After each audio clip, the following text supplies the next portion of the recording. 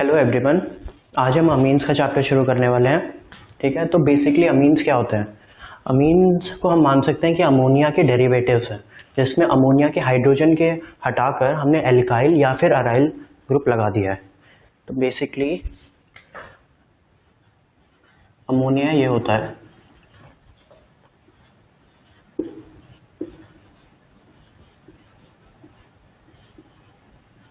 तो इसमें वन और मोर हाइड्रोजन एटम को हटाकर अगर हम एल्काइल या फिर एराइल ग्रुप लगा दें, जैसे कि ये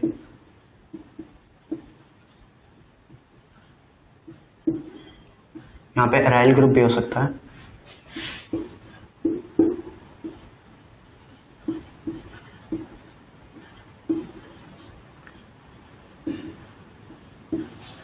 या फिर ये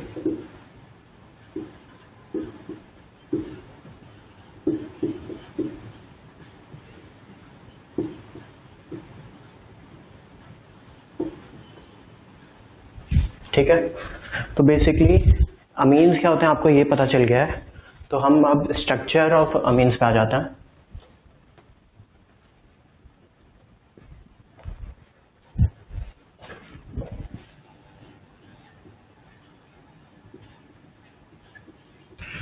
जो स्ट्रक्चर होता है अमीन्स का वो अमोनिया के स्ट्रक्चर से काफ़ी ज़्यादा सिमिलर होता है, क्योंकि अमीन्स में भी नाइट्रोजन ट्राइवेलेंट है और एक लोन पेयर है इसके पास। ठीक है, एक लोन पेयर और ट्राइवेलेंट। यहाँ पर एल्काइल ग्रुप, एराइल ग्रुप या फिर हाइड्रोजन ग्रुप अटैच्ड है, ये जो तीन प्लेसेस है। ठीक है, तो सिमिलरली बिल्कुल अमोनिया की तरह यहाँ पे ये sp3 हाइब्रिडाइज्ड होगा, पिरामिडल शेप का होगा। ठीक है, हम एग्जांपल ले लेते हैं NCS3 होल थ्राइस का। इसका स्ट्रक्चर हम ड्रॉ करके देख लेते हैं। तो N एक लोन पेयर,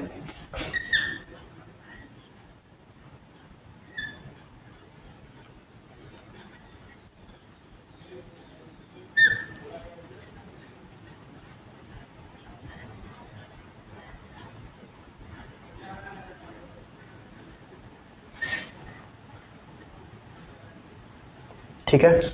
इसमें जो CNE एंगल होगा, मतलब कार्बन, नाइट्रोजन और लोन पेयर के बीच में जो एंगल होगा वो लेस देन 109.5 डिग्री होगा। 109.5 डिग्री एक परफेक्ट टेट्राहेड्रल शेप में होता है, मतलब जिसमें कोई भी लोन पेयर प्रेजेंट ना हो। इसमें क्योंकि लोन पेयर प्रेजेंट है तो रिपल्शन की वजह से, क्योंकि ये यहाँ पे lone pair bond pair repulsion होगी, उसकी वजह से ये एंगल जो है छोटा हो जाएगा। और इसके केस में ये एंगल 108 डिग्री होता है। ठीक है, तो बेसिकली आपको जनरल स्ट्रक्चर पता चल गया मीन्स का। यहाँ पे CH3 की जगह R या कोई भी एराइल भी लगा सकते हैं हम। मतलब ये जो तीन प्लेसेस हैं यहाँ पे R, AR या फिर H प्रेजेंट होगा, और एटलीस्ट एक AR या R तो प्रेजेंट होगा ही, तो उनको हम अमीन्स कहते हैं। ठीक है, अब हम आ जाते हैं क्लासिफिकेशन ऑफ अमीन्स पे।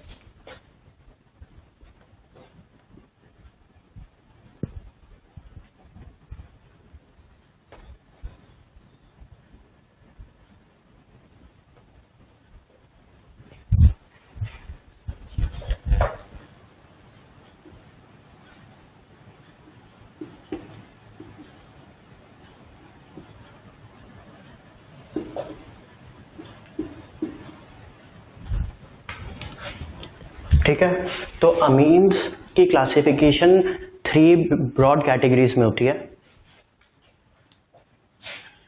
प्राइमरी अमीन्स,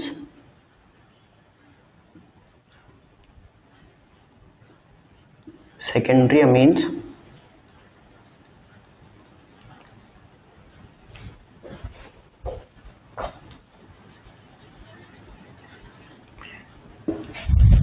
और और टर्शरी अमीन्स।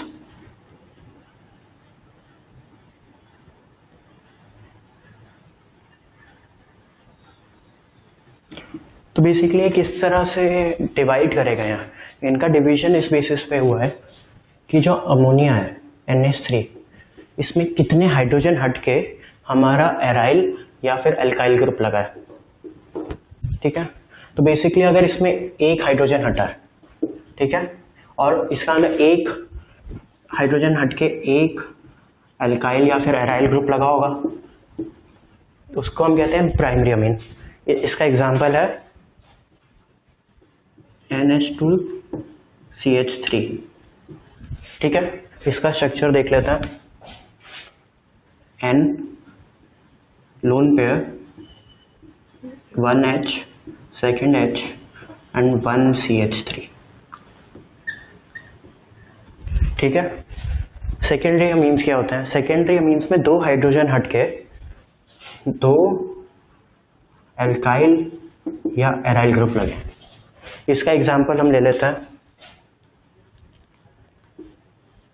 NHCH3 ट्वाइस या फिर NHCH3C6H5।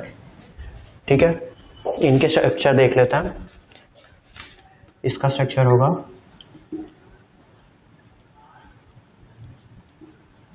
ये, और इसका स्ट्रक्चर होगा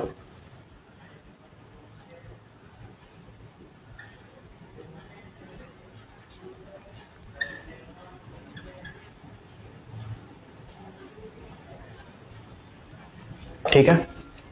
अब आ जाते हैं टर्शरी अमीन्स में। टर्शरी अमीन्स में अमोनिया में तीन हाइड्रोजन हट के तीन एल्काइल या एराइल ग्रुप्स लग जाता है। ठीक है, इनके एग्जांपल हैं NCH3 होल थ्राइस। इसका स्ट्रक्चर अभी हमने पढ़ा था जब हमने स्ट्रक्चर देखा था अमीन्स में, तो हमने यही एग्जांपल लिया था NCH3 थ्राइस, जो कि एक टर्शरी अमीन था। ठीक है, एक एग्जांपल और ले लेता है NC6H5 थ्राइस। इसका स्ट्रक्चर होगा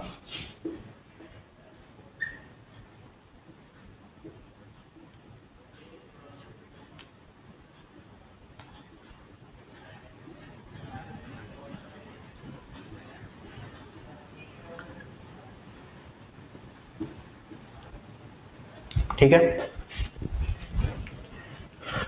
अब बेसिकली पता करने के लिए कि कोई एग्जांपल अगर हमें दिया गया है कि ये कौन से टाइप का अमीन है, तो दो तरीके हैं हमारे पास।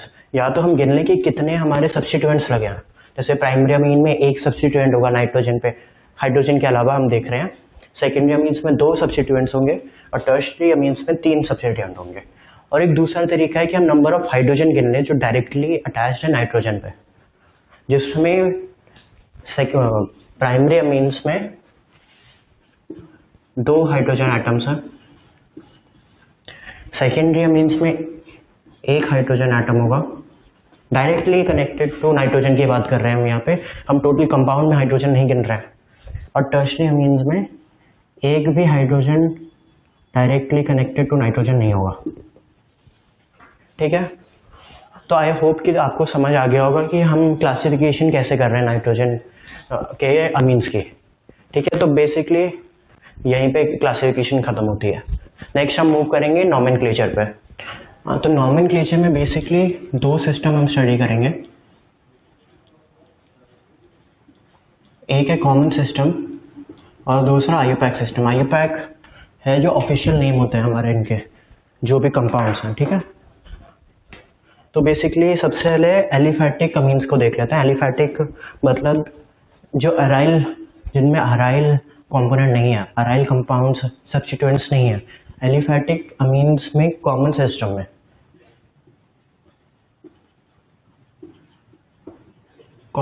में सीधा मान लेते हैं नाइट्रोजन पे कोई एल्काइल। सबसे पहले प्राइमरी अमीन्स में हम कॉमन सिस्टम देखते हैं। प्राइमरी अमीन्स में कॉमन सिस्टम के लिए मान लीजिए नाइट्रोजन पे एल्काइल ग्रुप अटैच है, तो सिंपली वो उसका नाम हो जाता है एल्काइल अमीन। ठीक है।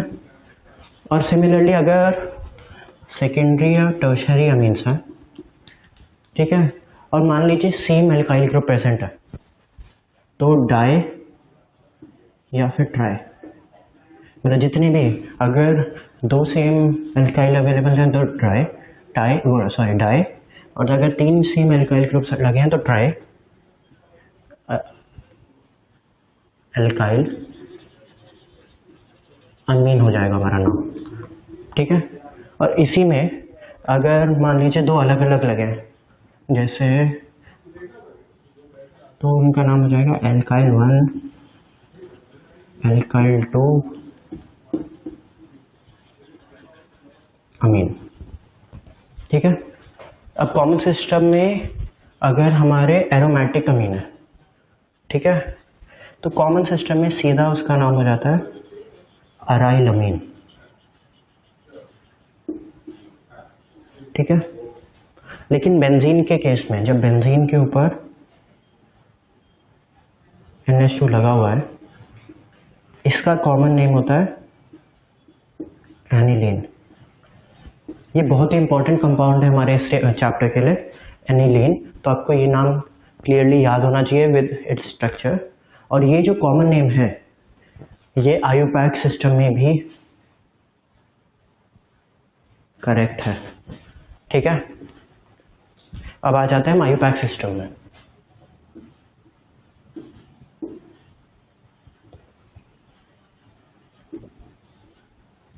आयुपैक सिस्टम में अगर 1 डिग्री अमीन है हमारा, प्राइमरी अमीन है, ठीक है, तो जो भी हमारा एल्केन है, जैसे हम आयुपैक में अगर हमारे को एल्केन दिया गया है तो उसकी आयुपैक आती है एल्केन, ठीक है। उसका अमीन को नेम करते हुए हम इसका ई हटाएंगे और यहाँ पे अमीन लिख देंगे, ठीक है, मतलब रिप्लेस ई बाय अमीन, ठीक है। एक एग्जांपल ले लेता हूँ, NH2CH3, ठीक है। इसका कॉमन सिस्टम में जो नाम होगा वो होगा मिथाइल अमीन, लेकिन आयुपैक सिस्टम में इसका नाम है मीथेनामाइन, ठीक है, क्लियर है। अब आ जाते हैं हम 2 डिग्री पे। 2 डिग्री पे अब N के ऊपर जो दूसरा हमारा एल्काइल ग्रुप, जो कि स्मॉलर एल्काइल ग्रुप है, जो भी प्रेजेंट है, उसको हम एज अ सब्स्टिट्यूएंट नेम करेंगे। मान लीजिए एग्जांपल ले लेता हूँ, NHCH3 एंड C2H5, ठीक है। अब इसमें लोअर प्रायोरिटी ग्रुप कौन सा है, कौन सा लोअर प्रायोरिटी एल्काइल ग्रुप है, ये वाला, ठीक है। तो इस वाले को एज अ सब्स्टिट्यूएंट हम ट्रीट करेंगे, और नेमिंग करते हुए जो भी सब्स्टिट्यूएंट N से लगा होता है, जो भी नाइट्रोजन से कनेक्टेड है सब्स्टिट्यूएंट, उसको हम N/मिथाइल इस तरीके से नेम करेंगे। मिथाइल है, उससे पहले हमने लिख दिया N-मिथाइल, और बाकी जो बचा उसको हमने नॉर्मली तरीके से नेम कर लिया इथेनामाइन, ठीक है। तो ये इस कंपाउंड का आयुपैक नेम हो जाएगा N-मिथाइल इथेनामाइन, ठीक है। अब 3 डिग्री में भी सिमिलरली हमें बिल्कुल इसी तरीके से करना है। मतलब अगर हमारा कंपाउंड होता CH3N C2H5 C3H8, ठीक है। तो अब इसमें लोअर प्रायोरिटी ग्रुप कौन कौन से हैं, ये वाला और ये वाला, ठीक है। तो इसका नेम हो जाएगा N-इथाइल, N-मिथाइल प्रोपेनामाइन। अब इसमें हमें ये ध्यान रखना है कि जो भी सब्स्टिट्यूएंट बचे, इनका लिखने का ऑर्डर क्या होगा। मतलब मैंने इथाइल पहले लिखा है और फिर लिखा है मिथाइल, इसको बेसिकली हमने अल्फाबेटिकल ऑर्डर में लिखा है, E बिफोर N, ठीक है। अब एलिफैटिक अमीन्स हो गए हमारे, हम आ जाते हैं अब एराइल अमीन्स पे, एराइल अमीन्स में हम कुछ नहीं करते हैं, जो अरीन है हमारा उसमें ई को रिप्लेस करके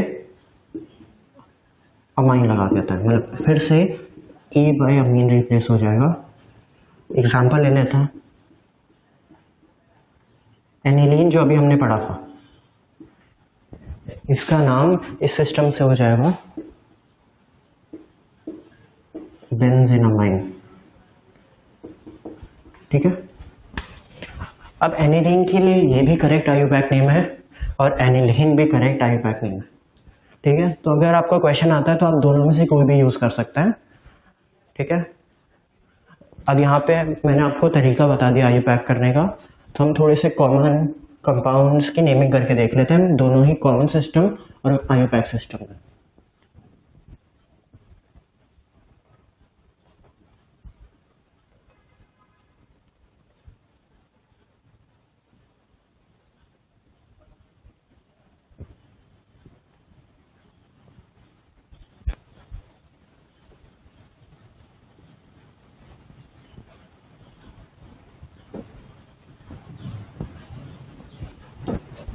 ठीक है, तो हम सबसे पहले देख लेते हैं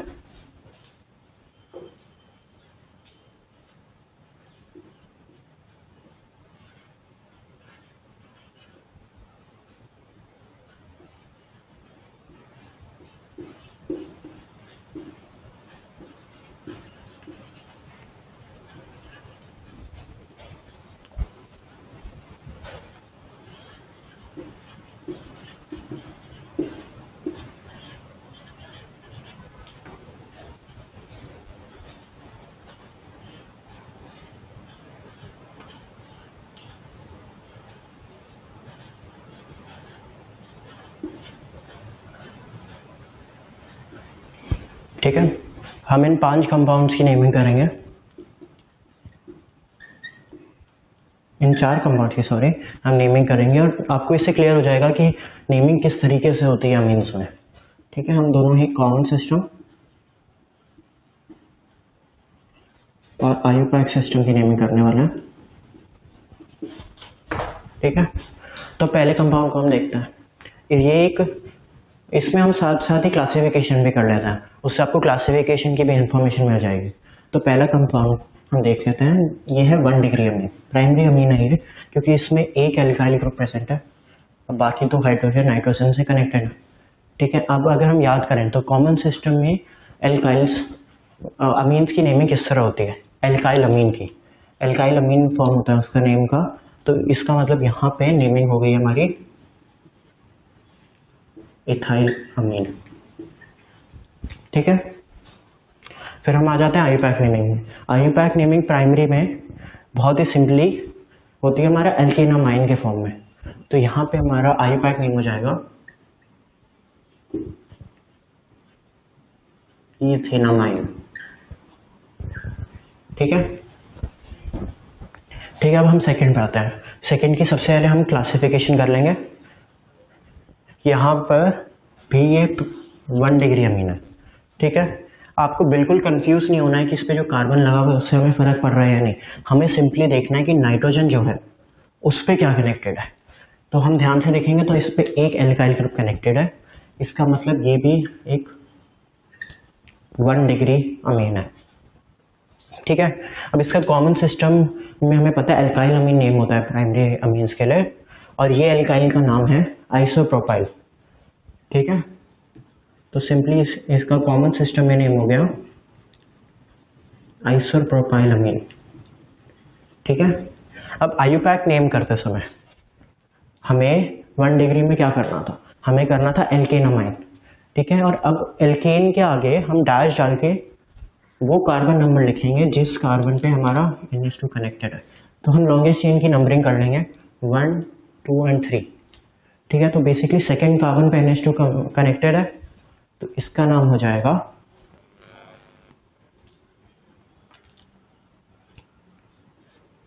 प्रोपेन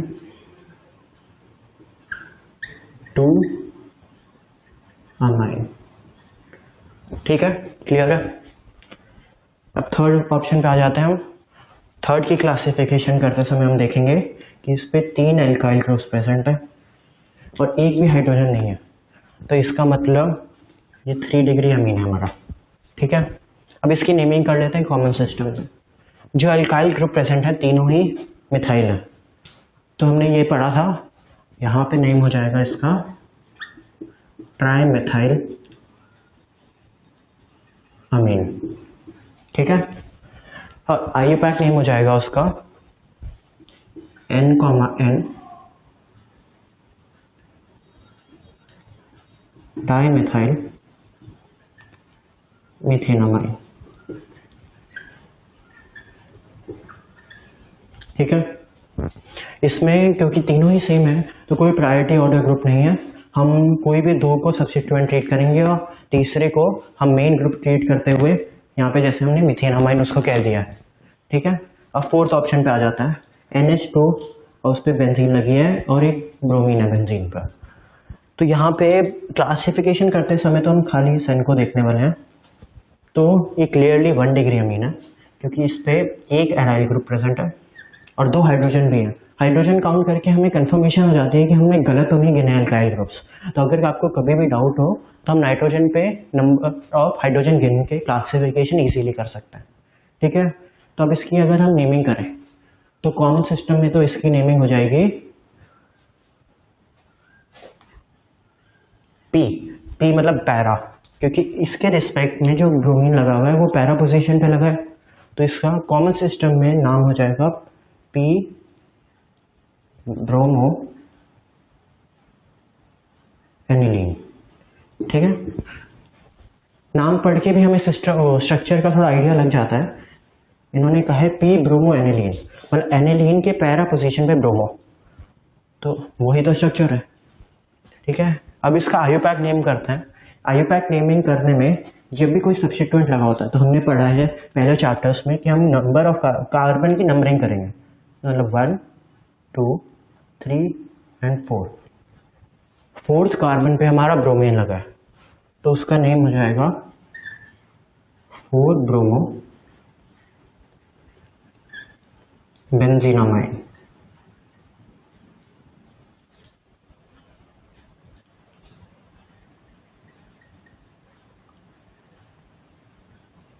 ठीक है, इन एग्जाम्पल्स के थ्रू आई थिंक आपको IUPAC क्लियर हो गया होगा। आप NCERT एग्जाम्पल सॉल्व कर लिए, हमने उसका सोल्यूशन भी प्रोवाइड करें तो उससे आपको IUPAC ऑफ अमीन्स पूरा ही क्लियर हो जाएगा। ठीक है, अब हम प्रेपरेशन ऑफ अमीन्स पे आ जाते हैं। काफ़ी सारे मेथड्स होते हैं अमीन्स के प्रेपरेशन करने के, हम उनको एक एक करके स्टडी करेंगे। ठीक है,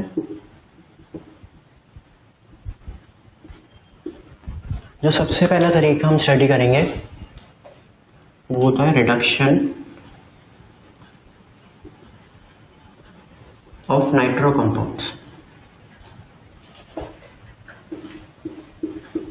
नाइट्रो कंपाउंड्स बेसिकली होते हैं ऐसे कंपाउंड जिनमें NO2 ग्रुप अटैच है। ठीक है, तो बेसिकली जब भी NO2 ग्रुप की रिडक्शन होगी तो वो हमें NH2 प्रोवाइड करता है, मतलब नाइट्रो जो है वो अमीन्स फॉर्म करता है ऑन रिडक्शन। तो ये बहुत ही ज़्यादा एक इजी तरीका हो जाता है नाइट्रो कंपाउंड्स को अमीन्स बनाने का। ठीक है, अब इसको करने के काफ़ी तरीके हैं, उनमें से एक है रिडक्शन विद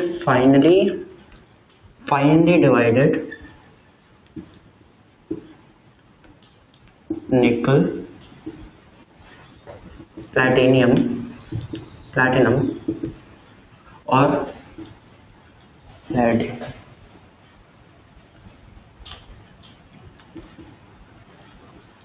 ठीक है, इन प्रेजेंस ऑफ H2।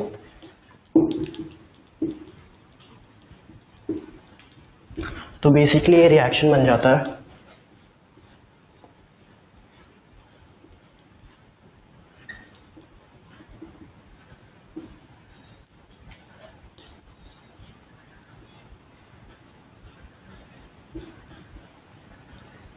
ठीक है, एक और तरीका होता है रिडक्शन करने का जिसमें metal with hydrochloric acid use करते हैं।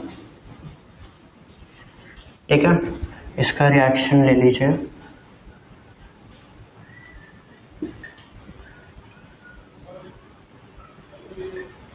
ठीक है, SN और HCl यूज कर सकते हैं हम इसमें, या फिर हम यूज कर सकते हैं आयरन और HCl। ठीक है, अब इसमें एक बात यह है कि जो आयरन और HCl से रिडक्शन की जाती है वो हम प्रेफर करेंगे। क्यों प्रेफर करेंगे? क्योंकि इस रिएक्शन में FeCl2 रिलीज होगा। ठीक है, इस FeCl2 के हाइड्रोलिसिस पे ये FeCl2 जब रिलीज होगा रिएक्शन में तो उसकी हाइड्रोलिसिस हो जाएगी। ठीक है, जिसकी वजह से हमें HCl मिल जाएगा। तो बेसिकली इस रिएक्शन को स्टार्ट करने के लिए हमें स्मॉल अमाउंट ऑफ HCl चाहिए और ये रिएक्शन काफ़ी देर तक अपने आप में प्रोड्यूस होता रहेगा, तो आगे कंटिन्यू होता रहेगा। ठीक है, तो हम चलते हैं next second method of preparation पे। ठीक है, जो सेकेंड मेथड है वो है अमोनोलिसिस ऑफ हैलाइड्स।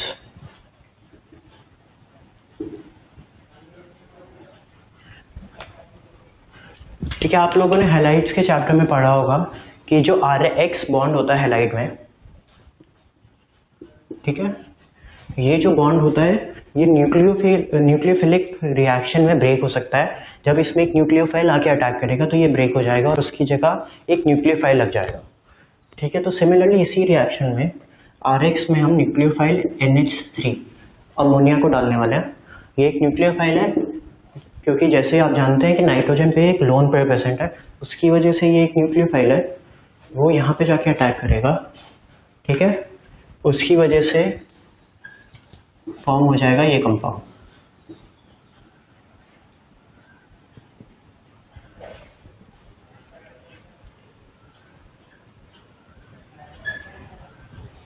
ठीक है, क्लियर है आप लोगों को? अब इससे हम अपना वो वापस कैसे लेंगे, जो अमीन फॉर्म हुआ है वो हमारा वापस आता है रिएक्शन विद NaOH के साथ।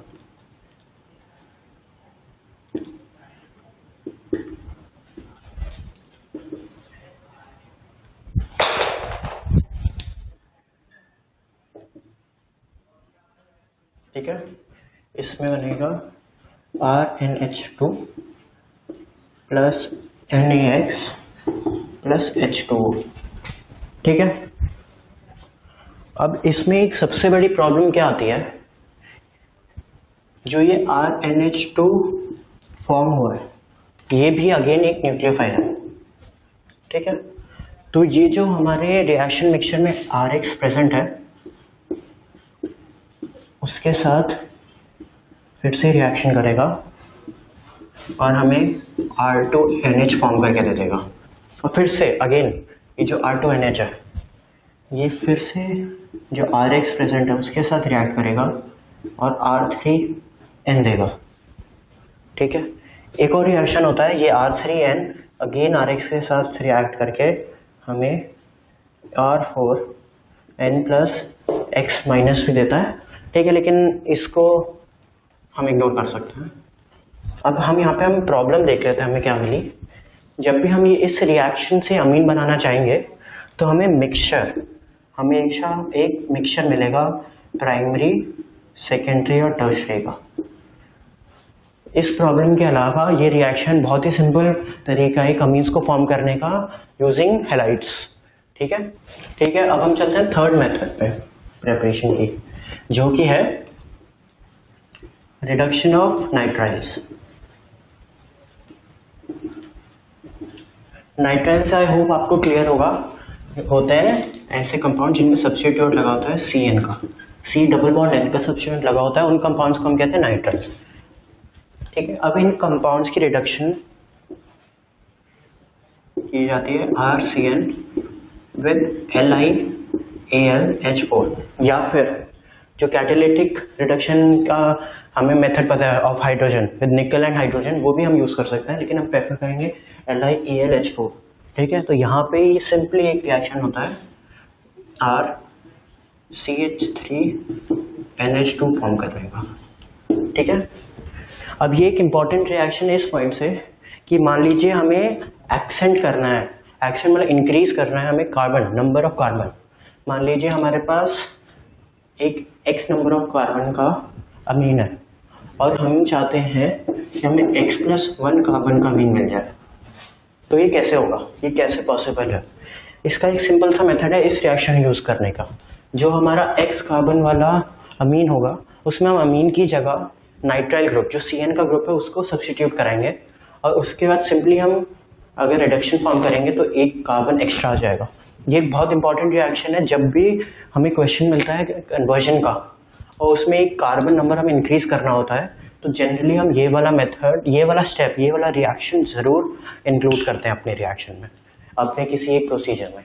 ठीक है, तो अब हम आगे चलते हैं फोर्थ मेथड में।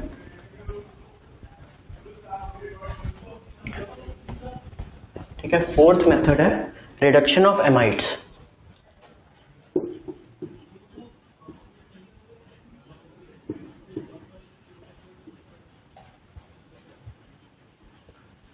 ठीक है, अमाइड्स आपको पता होगा कि इस टाइप के ग्रुप्स होते हैं।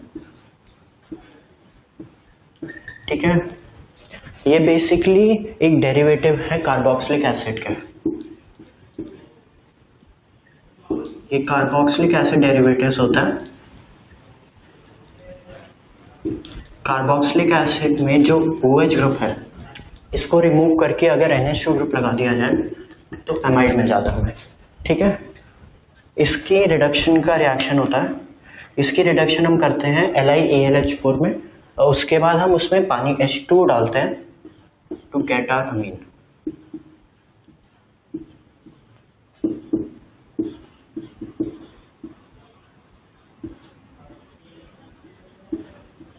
ठीक है, तो सिंपली इसमें हमें RCH3NH2 के फॉर्म का अमीन मिल जाता है। ठीक है, फिर हम मूव करते हैं अपने फिफ्थ मेथड ऑफ प्रिपरेशन पे। इसका नाम है गैब्रियल थैलामाइड सिंथेसिस।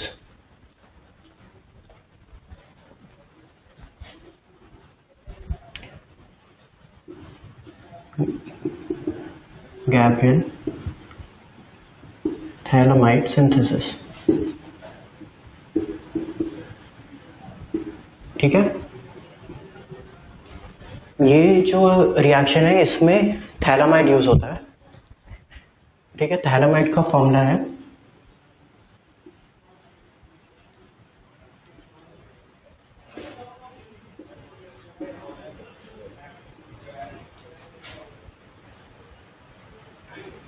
ये एक मल्टी स्टेप प्रोसेस है। जो भी गैब्रियल थैलामाइड सिंथेसिस है ये एक मल्टी स्टेप प्रोसेस है। इसमें एक सीरीज ऑफ रिएक्शंस हम यूज करते हैं to form our alkene amine. इसमें सिर्फ 1 डिग्री अमाइंस फॉर्म होंगे। ठीक है, मैं आपको ये क्लियर कर दूंगा कि इसमें 1 डिग्री एलिफैटिक अमाइंस फॉर्म होंगे। एरोमेटिक फॉर्म क्यों नहीं होंगे ये हमें पता चलेगा इस रिएक्शन के एक स्टेप में। ठीक है, तो इसका सबसे पहला स्टेप होता है थैलामाइड का रिएक्शन करेंगे हम इथेनॉलिक KOH का। ठीक है, इथेनॉलिक KOH में क्या होगा, ये जो हाइड्रोजन है इसकी जगह एक OH लग जाएगा। ठीक है,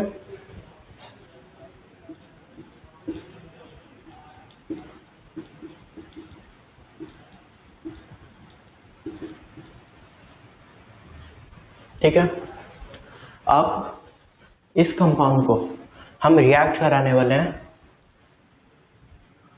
हैलाइड में। जो भी हमें अमाइन बनाना है, मान लीजिए हमें RNH2 बनाना है तो हम RX में इसको हीट करेंगे। ठीक है, तो हमारा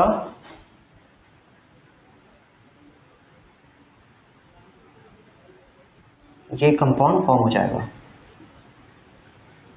NR। क्लियर है? अब इससे हमारा अमीन फॉर्म करने का क्या तरीका होगा, इसकी हम सिंपली हाइड्रोलिसिस करेंगे। NaOH में एक्वस NaOH में हाइड्रोलिसिस करने पे हमें मिलेगा RNH2 प्लस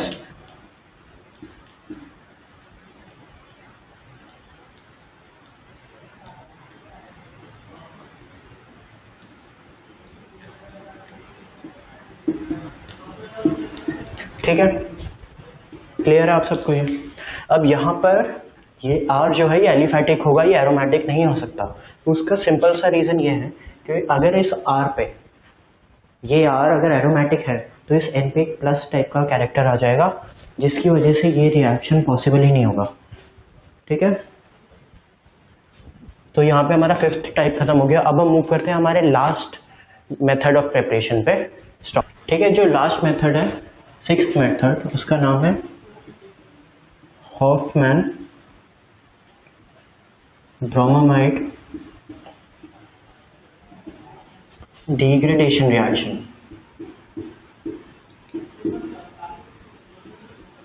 ठीक है, इसमें जो स्टार्टिंग प्रोडक्ट है जिससे हमारा अमीन बनने वाला है वो एक अमाइड होगा।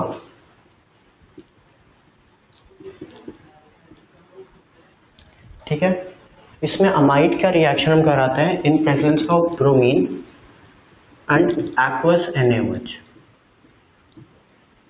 ठीक है, एक्वस NaOH या फिर इथेनॉलिक NaOH भी हम यूज कर सकते हैं।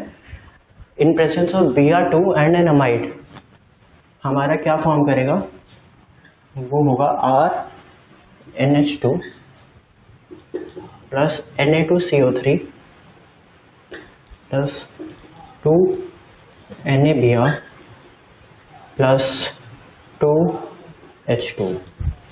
ठीक है, अब इस रिएक्शन में सबसे इंपॉर्टेंट बात जो नोट करने की है वो ये है कि जो हमारा अमीन बना है इसमें एक कार्बन कम है हमारे ओरिजिनल प्रोडक्ट्स और रिएक्टेंट्स हैं। इसमें बेसिकली क्या होता है, माइग्रेशन होती है इस एल्काइल ग्रुप की टू दिस नाइट्रोजन और ये ग्रुप रिमूव हो जाता है और बेसिकली RNH2 फॉर्म हो जाता है। ठीक है, अब ये रिएक्शन इंपॉर्टेंट क्यों है? ये रिएक्शन इंपॉर्टेंट इसलिए है क्योंकि इसमें रिएक्टेंट से एक कार्बन नंबर हमारा कम हो रहा है। जैसे हमने पढ़ा था रिडक्शन ऑफ नाइट्राइल, वो एक बहुत ही इंपॉर्टेंट रिएक्शन था to increase the number of carbon in a chain. उसी तरीके से ये भी एक बहुत इंपॉर्टेंट रिएक्शन है to decrease the number of carbon. ठीक है, तो बेसिकली जब भी आपको कन्वर्जन करना होगा या कुछ ऐसा रिएक्शन बताना होगा जिसमें नंबर ऑफ कार्बन कम हो रहे हैं तो बहुत ज़्यादा हाई चांस है कि उसमें हॉफमैन ब्रोमाइड डिग्रेडेशन रिएक्शन ज़रूर यूज हो रहा होगा।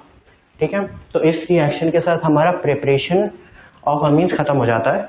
तो basically structure of amines, classification of amines, nomenclature और प्रिपरेशन ऑफ अमीन्स हम खत्म कर चुके हैं। अब हमारा लास्ट टॉपिक बचा है फिजिकल प्रॉपर्टीज ऑफ अमीन्स। ठीक है, अब हम चलते हैं लास्ट पार्ट इस चैप्टर के लिए जो कि है फिजिकल प्रॉपर्टीज ऑफ अमीन्स।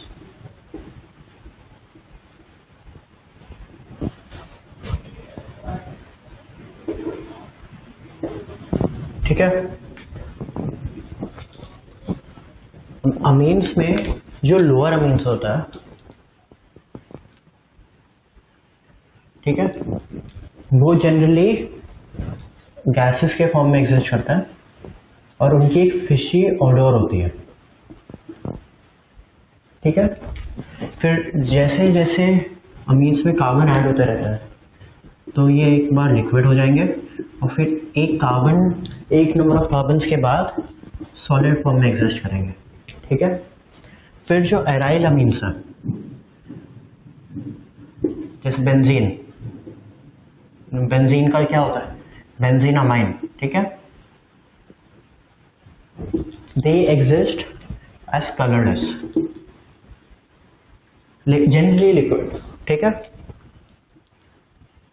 लेकिन ये कलर्ड हो जाएंगे जब हम इनको स्टोर करेंगे क्योंकि इनमें होगी ऑक्सीडेशन, एटमॉस्फेरिक ऑक्सीडेशन हो जाती है इनमें, जिसकी वजह से ये कलर हो जाएंगे, कलरलेस से।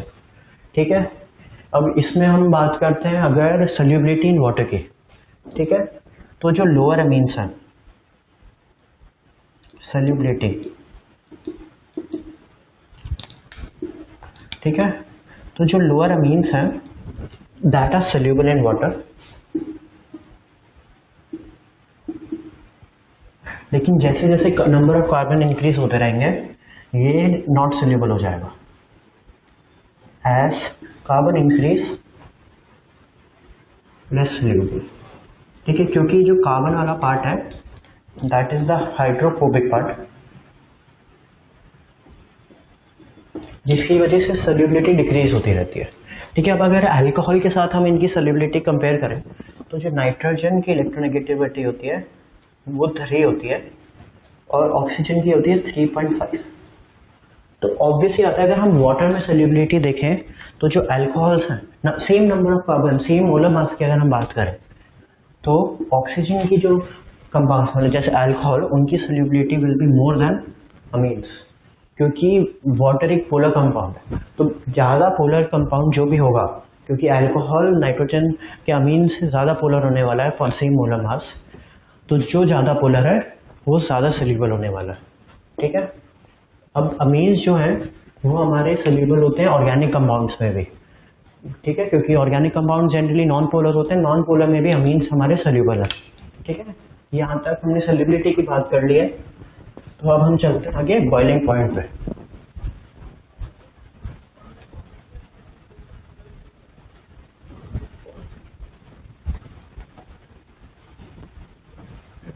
ठीक है, बॉइलिंग पॉइंट किस चीज पे डिपेंड करता है?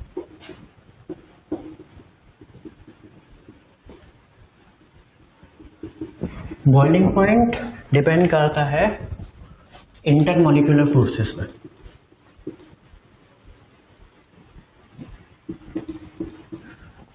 जो फोर्स दो मॉलिक्यूल्स के बीच में है जब हमने कंपाउंड को स्टोर किया हुआ है। ठीक है, तो अमीन्स में 1 डिग्री अमीन्स और 2 डिग्री अमीन्स में हाइड्रोजन बॉन्डिंग हो जाती है, क्योंकि नाइट्रोजन और हाइड्रोजन में सिग्निफिकेंट डिफरेंस है इलेक्ट्रोनेगेटिविटी में। तो मैं आपको दिखा देता हूँ एक सिंपल प्राइमरी में किस तरीके से हाइड्रोजन बॉन्डिंग होती है।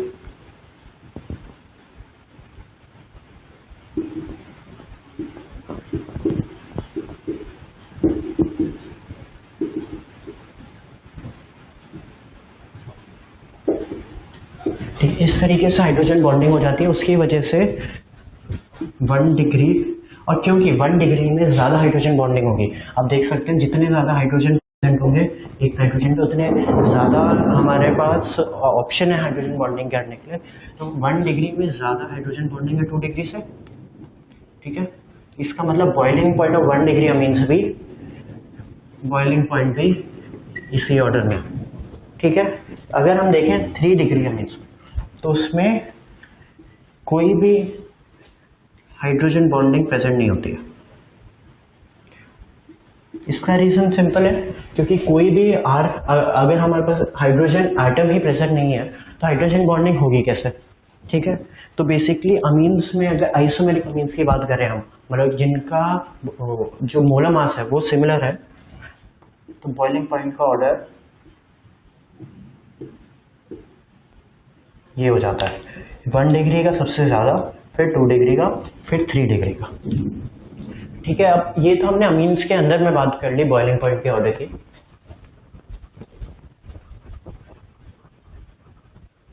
ठीक है, अब हम इनको अगर कंपेयर करें अल्कोहल के बॉइलिंग पॉइंट के साथ और नॉर्मल एल्केन के बॉइलिंग पॉइंट के साथ। ठीक है, तो अल्कोहल में हम जानते हैं कि जो हाइड्रोजन बॉन्डिंग होती है वो होती है ड्यू टू ऑक्सीजन और हाइड्रोजन। अब हमें पता है कि oxygen is more electronegative than nitrogen, तो जो ऑक्सीजन की वजह से हाइड्रोजन बॉन्डिंग होगी वो स्ट्रॉन्गर होगी than hydrogen bonding due to nitrogen and hydrogen. ठीक है, तो बेसिकली और एल्केन्स में हमें पता है कि कोई भी इंटरमॉलिक्यूलर फोर्सेस नहीं है, वैन डर वाल फोर्सेस के अलावा कोई भी इंटरमॉलिक्यूलर फोर्सेस नहीं है। ठीक है, तो इसका बॉइलिंग पॉइंट, एल्कीन्स का बॉइलिंग पॉइंट सबसे कम होने वाला है, क्योंकि बाकी इन सभी में अल्कोहल में और अमीन्स में कोई ना कोई फोर्सेस हैं। अब 3 डिग्री अमीन्स में अगर आप बात करें तो हमने अभी देखा कि कोई भी हाइड्रोजन बॉन्ड प्रेजेंट नहीं है, लेकिन क्योंकि आर और नाइट्रोजन, मतलब जो कार्बन और नाइट्रोजन है उनमें भी थोड़ा सा इलेक्ट्रोनेगेटिविटी में डिफरेंस है, तो जो फोर्सेस होने वाली हैं वो एल्केन से ज़्यादा स्ट्रांग होंगी, इंटरमॉलिक्यूलर फोर्सेस। तो बेसिकली जो बॉइलिंग पॉइंट का ऑर्डर आने वाला है, हम ये बॉइलिंग पॉइंट का ऑर्डर देख रहे हैं जब मोलर मास कंपेरेबल है, क्योंकि ये boiling point increases with molar mass, ठीक है। तो बॉइलिंग पॉइंट का ऑर्डर होने वाला है alcohol, then 1 degree amine, then 2 degree amine,